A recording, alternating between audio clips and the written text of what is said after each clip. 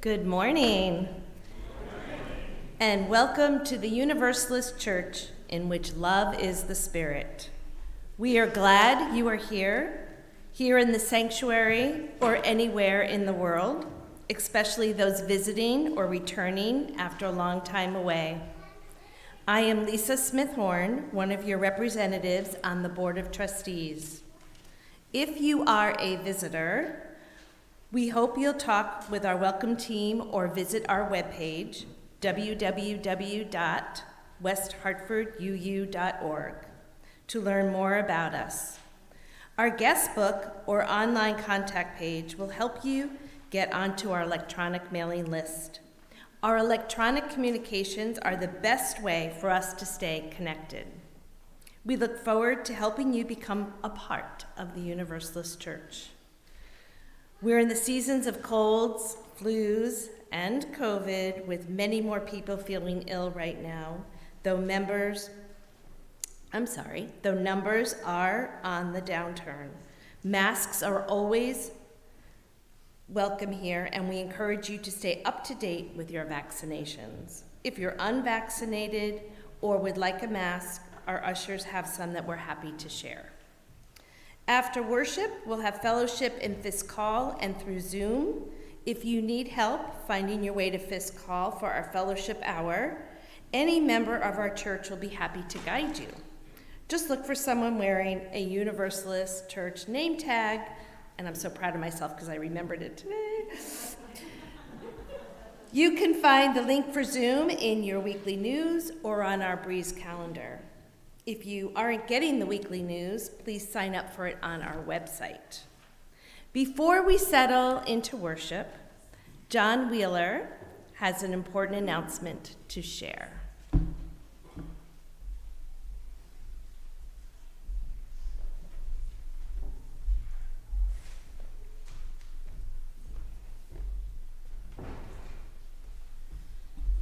It's been a few years since I've been up at the lectern. I got a little nervous. Goodness. Well, hello all. I'm John Wheeler, a former co-moderator of the Board of Trustees. My fellow co-moderators are Linda Myron and Dave Lee, and I've been tasked by the Board of Trustees and Reverend Adam with conducting a congregational review. As we all emerge from the disruptions of the pandemic, now is a great time to reflect on our aspirations as articulated in our vision statement developed just before the pandemic. The goal of this review is to assess, through a series of focus groups, how our community, the congregation, the staff, and our senior minister, Reverend Adam, are doing on the four tenets of our collective vision: what we are doing well and what we can do better. The overall process should be uplifting and help us to recommit to our shared vision. Starting in mid-February, Linda, Dave, and I will lead small focus groups of 8 or 10 people. These will include one Zoom session on February 12th after church and 2 in-person sessions, the first on February 26th and the second on March 5th, also after church. We encourage all who are interested to sign up either outside the church office in the back or on Breeze. Each discussion will follow a similar outline of engagement and questions, inviting participants to share their perspectives on how well we are realizing our vision. We will conclude the focus groups by inviting participants to share what inspires us most about our church. Our findings will be shared at the annual meeting in May. If you have any questions, you can ask Dave Lee, who's sitting right over here.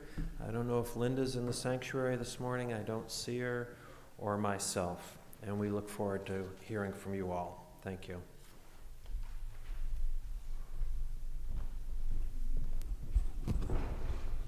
Thanks, John. And now I invite you to take a moment to make your mobile phone silent, turn off your email, put away your keyboards, and settle in for worship.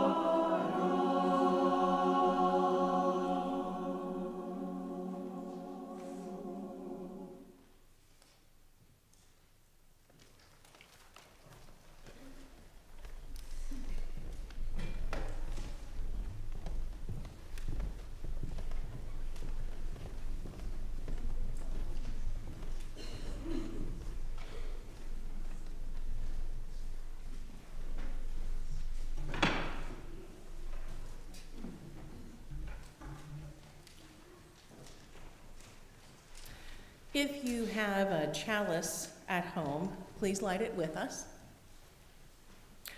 Sophia Leon Fass, 1876 to 1978. Yes, that's right, she lived to 101. Was immeasurably formative in the realm of progressive religious education. An editor, author, teacher, and religious activist, she led a revolution in Unitarian religious education.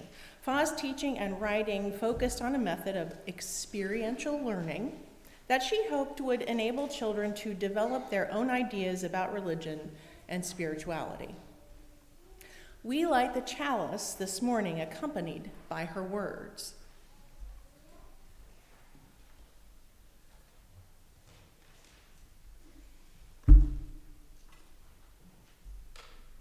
Many of the past generation and many of today have found three abiding values in prayer: the quiet meditation on life, the reaching out toward the universal and the infinite, and the courageous facing of one's profoundest wishes.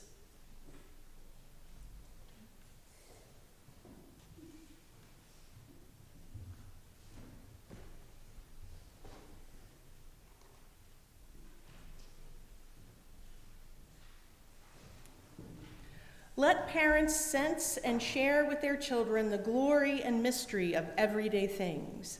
Let them look with sympathy upon humanity's age-long dilemmas. Let no question be taboo. The next generation can ill afford to have the deeper values deleted from the book of life. Our opening hymn is hymn number 124 in the gray hymnal. Please rise in body or in spirit, in the sanctuary or wherever you are, as we sing together.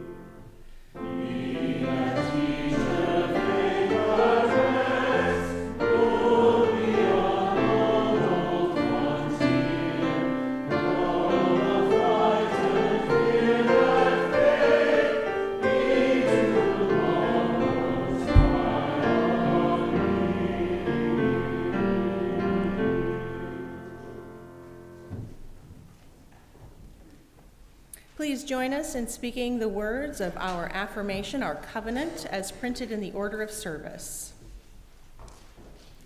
Love is the spirit of this church, and service is its law.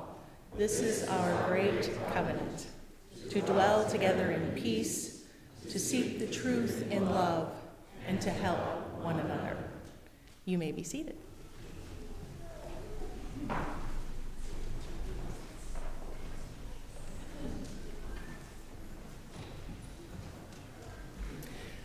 With some recent illnesses and an attempt to pull our schedule together for volunteer teaching, we're not going to have church school this morning. We will start again next Sunday on the 29th with a special Sunday in the library. However, the nursery is open this morning for ages 0 through 4. There is also a place on the second floor called the Family Library where you may accompany your child if you wish. And again, we will resume to church school next Sunday. In support of our Green Sanctuary program on plant-based diets that's happening today after the fellowship hour in Fisk Hall, I want to share a story with everyone about food. There were people living together in a garden, and they were happy. They took care of the garden, they pruned the garden, and they harvested from the garden. They harvested fruit and ate. They even dug up into the roots of trees and plants and pulled those roots up to also eat. And as the soil was turned over, as they were reaching in for those roots, they would replace with thousands of seeds so that everything would rise again and be there for their children and their children's children. So they ate and replenished and ate and replenished. And then one day, a little monster came into the garden. And he saw the abundance. And he said, "Eat more. Eat more. You have so much. Eat more." And so they did. And they ate a lot more. They ate so much. The people fell asleep. And they slept for a long time. And when they woke up, all their food was gone. And they looked around and, monster, where's all our food?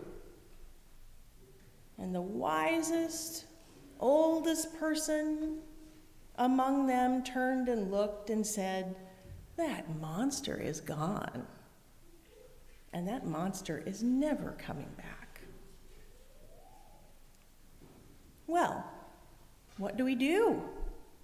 And that old, wise person said, "Well, I guess you better get busy replenishing and growing those plants and watching out for little monsters the next time they come into the garden."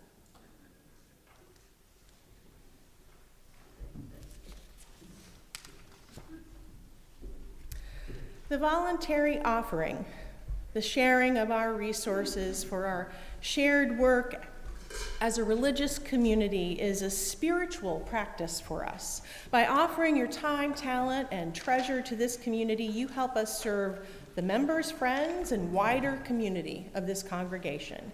As part of that service, we share our general offering each week with organizations that do work in the world that brings us ever closer to creating the beloved community. This month, we share our offering with Trans Voice and Visibility 365, a ministry dedicated to uplifting and supporting the well-being of transgender individuals in Connecticut by providing basic human needs, information and referral, and service coordination and support. Their emphasis is on the most underserved, neglected, victimized, and oppressed.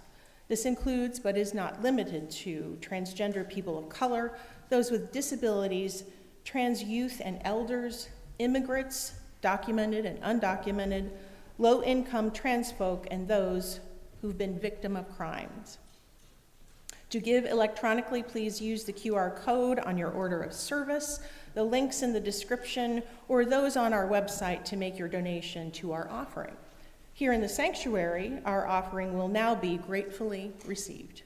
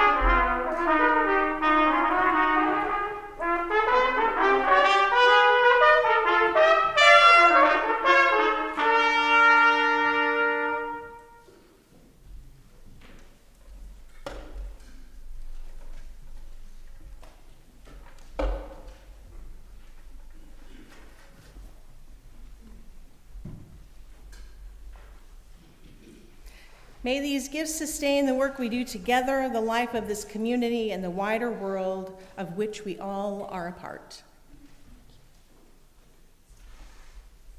Please rise in body or spirit as we speak our congregational reading, number 661, The Heart Knoweth, by Ralph Waldo Emerson. I will speak the words in Roman type, and we will speak together the words in italics.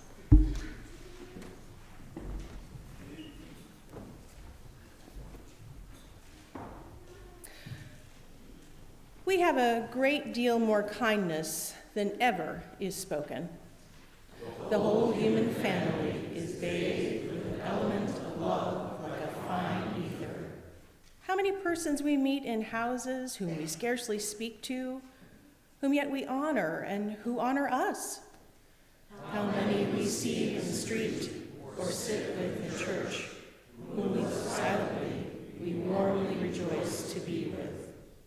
Read the language of these wandering eye-beams. The heart knoweth. Let's join in singing our Doxology.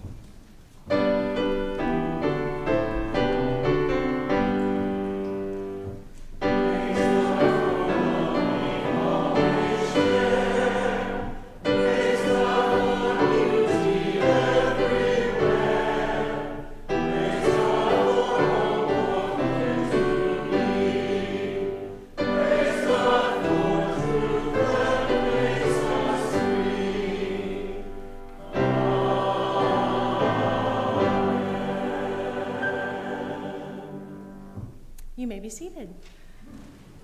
I'm inviting Reverend Joy Christie to the lectern this morning to offer the pastoral prayer.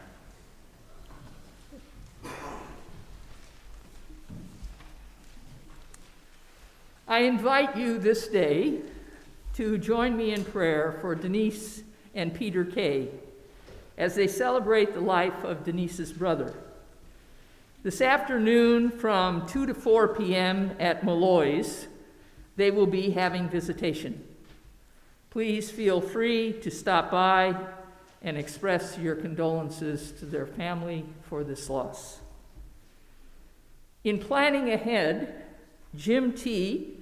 wishes to invite all those who knew his mom, Fran, to the celebration of life service that will be held here in this sanctuary on February 11th at 1 p.m. Watch for your invitation from Jim in the e-news, which will appear this coming week and the week after, so that it reminds you again. I also wish to share with you wonderful, wonderful news about Sophie E. She is home from over a year in hospital care.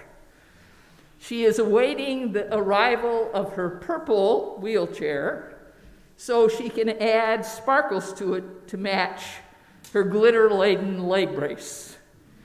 She is attending outpatient therapies, including pool activities. She has undeniably appreciated your support, your cards, your texts, and care during her long recovery. She can't wait to join us again in person for worship, which she hopes to be doing in 2023. Let us also hold in our prayers all those being affected by the storms that have been moving across the United States this week, impacting so many with rain and sleet and unending snow, leaving many without power or heat.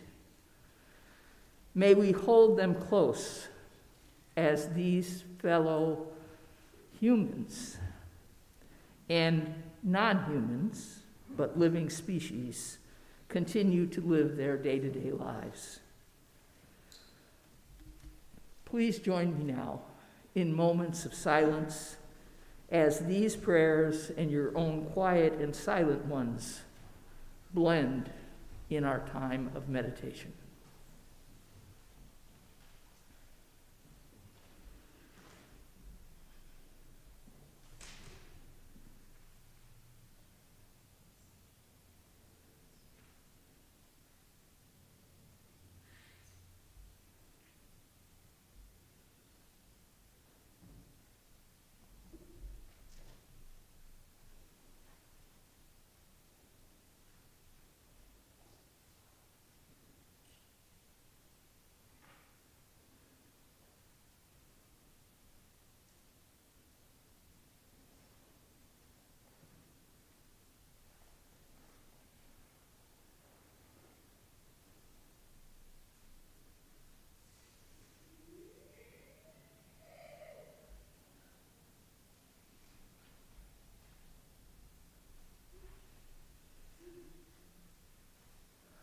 as we continue being in our world today and in the week to come. May we be present to all that calls us to be aware and awake to that which surrounds and touches us. May it be so.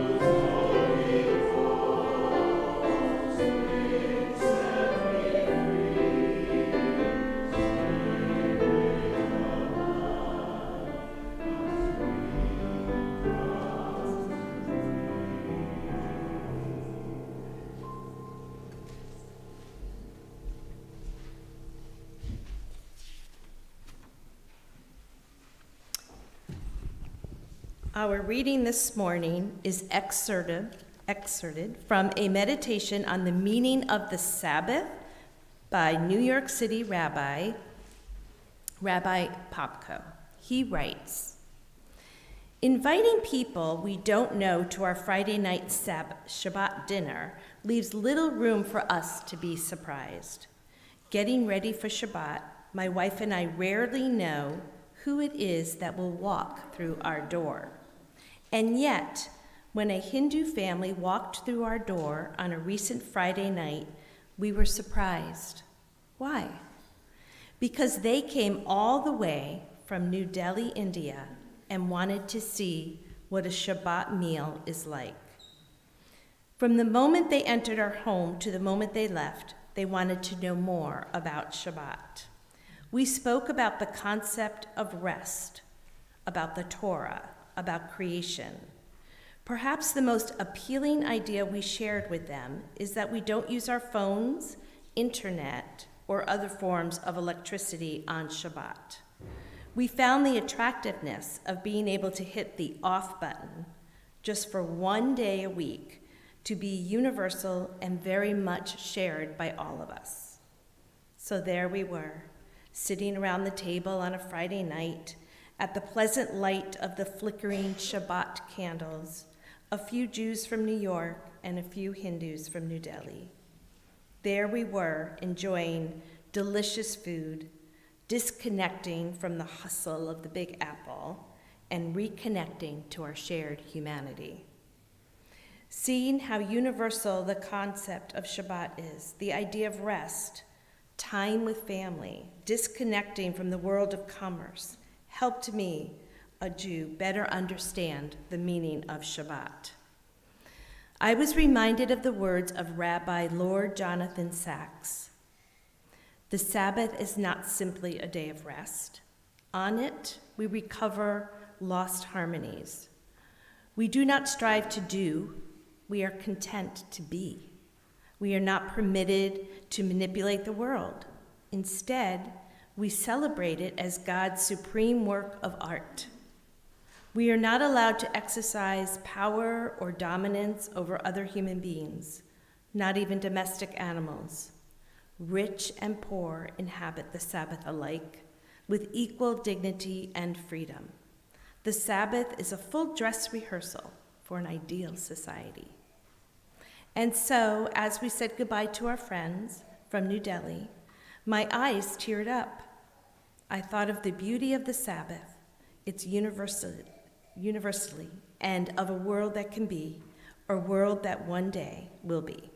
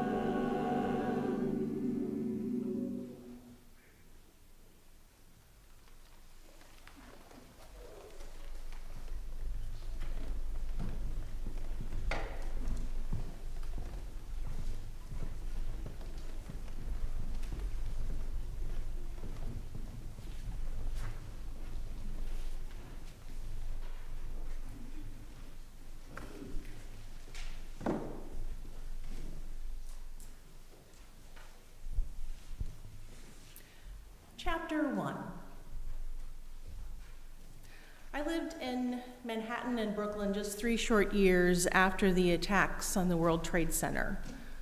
I was a custody banker by day and an actor whenever I could be. Mostly, I was anonymous, an identity handed to me by that mythic city, handed to everyone. I was returning to work from lunch one afternoon, walking lockstep alongside hundreds of New Yorkers down Madison Avenue. The ubiquitous public squawking that is part of smartphone culture had not become the norm yet. So although congested with foot traffic, New York City sidewalks were oddly quiet during workday hours. It's that collective intent of thousands of strangers to avoid one another and the tourists so they can catch the train on time. Lockstep, head pitched down, perfectly in sync, like every other day, we marched. Until it happened. Perfectly in sync. All of us slowed our pace. With the unitary motion of a school of fish, all of us gradually brought that march to a halt. Perfectly in sync, all of us lifted our eyes skyward. No one moved. No one spoke. No one averted their eyes from the great plume of smoke and dust rising swiftly above the forest of buildings ahead. Hundreds of us stood, waited in sheer dread. Slowly came to understand, then fell back into our march again, perfectly in sync, in one giant exhale. It was debris from a controlled demolition, but for a moment we all shared the feeling that it was happening again. But there was no time to comfort one another. Rather, we had only to return to a cubicle or put on an apron, scale scaffolding, or disappear down a manhole. There was nothing to do but go back to work. Bookmark that story for me, please. Chapter 2. There are folks in our midst whom we think we know. When we see them, we involuntarily tag them with a category. The young family. And the young family is easily identified in the wild by its retinue of small children. It's entirely unfair to categorize young families and treat them in a formulaic manner, but there does exist a shared sentiment across the group, captured in a bit of oral reporting I receive again and again. A parent will at some point say to me, "Well, I've not been part of a religious community since I was a teenager, but we're here now because we want something for the children." And no matter how wonderful or how traumatic, how formative or how destructive their own religious upbringing, these parents return for something. I asked a group of parents at one of the recent church school orientations what that something was, and words like ethics, community, justice were all floated. I suggested that all this, in varying degrees, their children can get in their weekday school classes. And so, they're here because something more is at stake. What is it? What's at stake? What are you risking your children won't learn, won't have, won't experience if you don't bring them up in a religious community? And they did not know the answer in that moment when I asked them outright, but I tell you, they do know the answer deep down. And the answer is as much about them as parenting adults as it is about their children. Bookmark that as well. Chapter 3. Every Sunday morning, we make a serious and intentional effort. Reverend Adam, Ted, and company, and I, and in not so visible but just as important ways, Amanda, Doug, Ty, Reverend Joy Christie, Kathy, Victoria, worship volunteers, so many of us work all week, writing, rehearsing, scheduling, arranging, orchestrating, cleaning, ordering, calling, emailing. We work this way to bring all of you to a full and conscious stop. We engage in a flurry of forward motion for 6 days so that on the 7th, you are brought to a fulsome halt. The church engages the world just as you do in the business and busyness of life, day in and day out, just as you do. But our end product, at its core, cannot be bought or sold. It cannot be compromised. It cannot be transacted. It cannot be contained, packaged, brought to market. It cannot be graded, tested, entered into competition. It does not run a race. It does not jockey for position. It does not seek admittance. Our end product is something altogether different. A Sabbath, a day set aside. The deep human impulse, forever an impulse to protect a time and space where we can make contact with something altogether different. Something that puts all the world into perspective so that the world doesn't swallow us up, or so that we don't succumb to its attempts to use us for purposes that very often then disregard us. Young parents are pressured by the world in ways I can only imagine. But what I gather is that on the whole, in this country, they are caught in the embrace of a long-lived and powerful perception. A perception that places them and their children in the starting blocks of a race they are told they must win. They must win or else. Else their children will not get a good grade, else they will not develop at the rate of their peers, else they will not remain competitive academically, athletically, else they will not get into a good school, else they will not. It never ends, by the way. The race against else continues through until we realize our worth as human beings has been parsed out for judgment, and our whole lives have been a competition. And parents feel as individuals they have no choice but to enter into this competitive stream. Because if they don't, not only do their children fail, they fail as well, in the worst way. They will have failed to aim, to position in just the right direction or place their children who cannot yet make good decisions for themselves. And the pandemic has done nothing but exacerbate this perceived potential for failure, because children have lost something developmentally by not being in school with their peers. Well, we better get busy making up for this loss, or else. And so it goes that we enter into the struggle to do our best for their sake.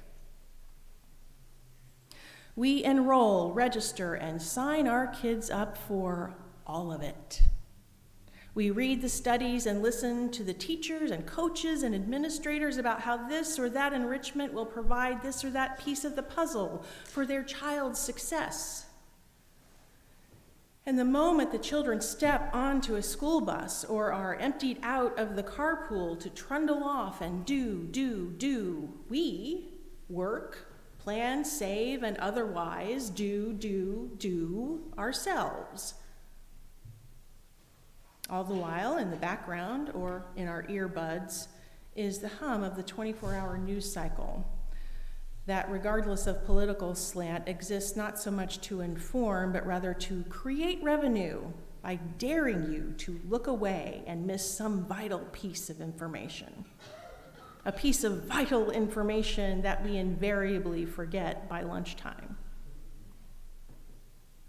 Or in the background is the chime, the ding, the beep of the ubiquitous notification.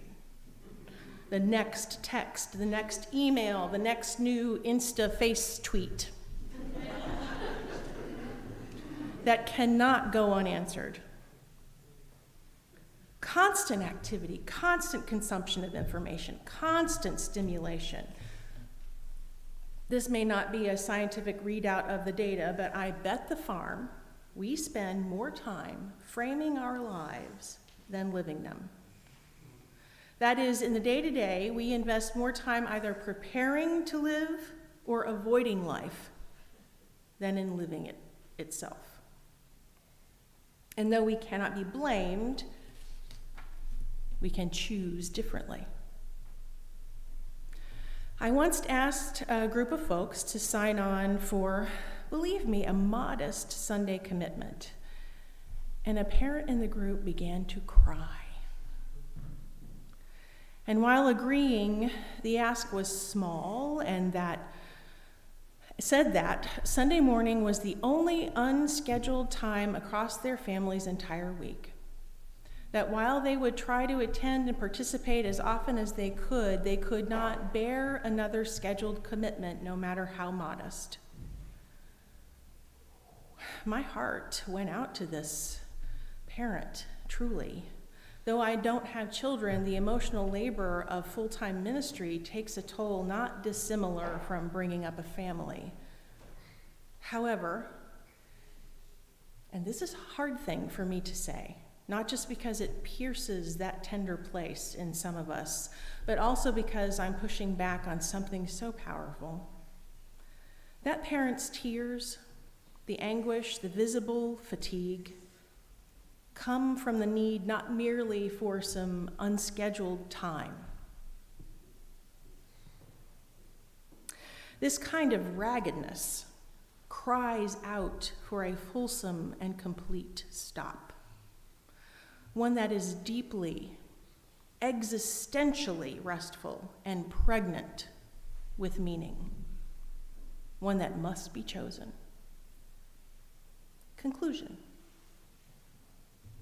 What some of us, even in this room today, don't realize is that this existential rest that is traditionally called Sabbath is the embodiment of irony. The first irony is that Sabbath itself, its very happening, works. It labors. It is the product of our labor throughout the week here at the church, and the Sabbath itself is laboring in this very moment, right now, to bring you rest. The second irony the Sabbath hands us is this: stepping away from the world for a time, stepping out of the stream of activity, risking some time apart from the world will ironically help us create a more meaningful, and I hate to say it this way, productive relationship with that world. The Sabbath does this by not only restoring us through rest, but also by reminding us that all of that out there very often does not make good on its promises.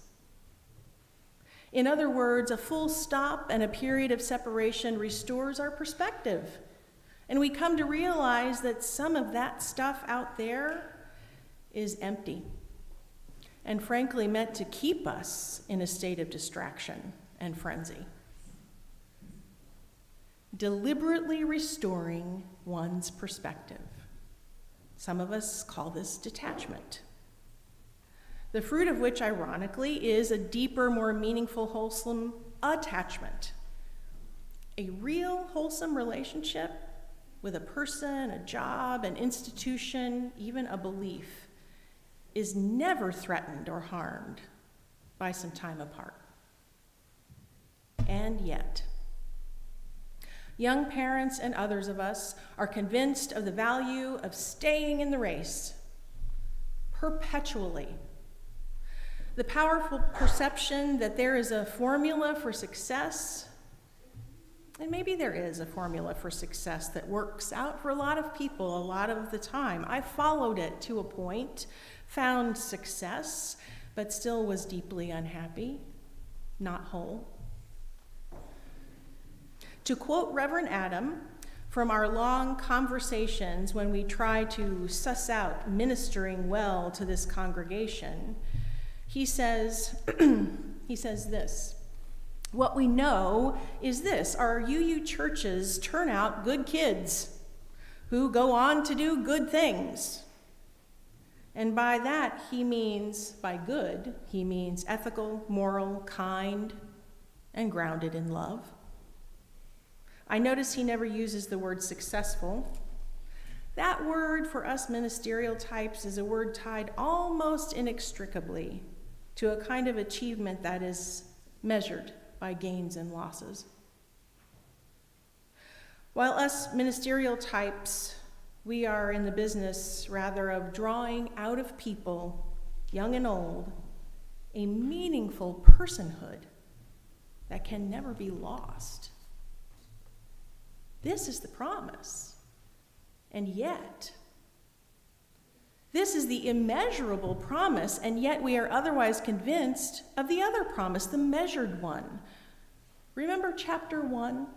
Lockstep, head pitched down, perfectly in sync, like every other day, we marched, until it happened that, perfectly in sync, all of us slowed our pace. With the unitary motion of a school of fish, all of us gradually brought the march to a halt. So here is my ask. It is not merely what I need. It is not merely what our young parents need. It is what is at stake for our children. In sync, all of us lifted our eyes skyward.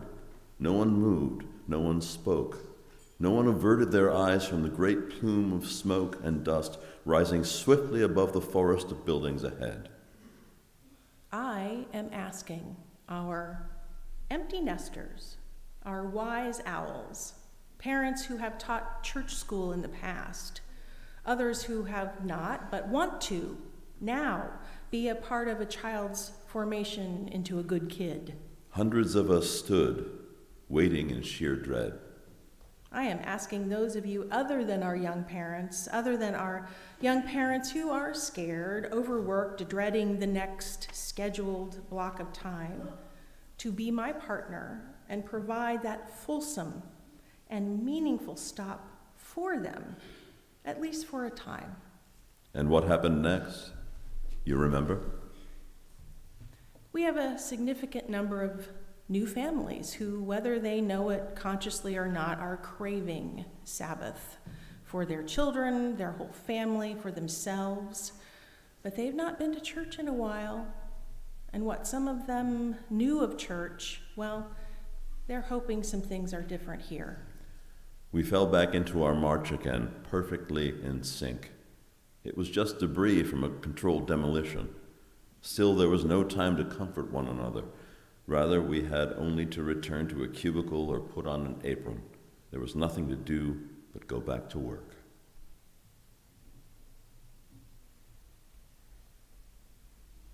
Instead of responding to fear and anxiety with a turning away to the familiar, let us reach out with our time and experience and our love to provide teaching and learning that values the whole child in immeasurable and unmeasured ways. Then, when their parents have had the experience of Sabbath themselves, that weekly rhythm of rest and reminder, they will be unafraid to step away from the world more often and just let it spin without them for a few turns. They will then be ready to see themselves as who they were all along, a reality obscured by a perception. They will know they are their children's best spiritual teachers, and they will be ready to step into the classroom and provide Sabbath for the children of this church. Amen. Please join us in singing our closing hymn, number 121, We Build a Land.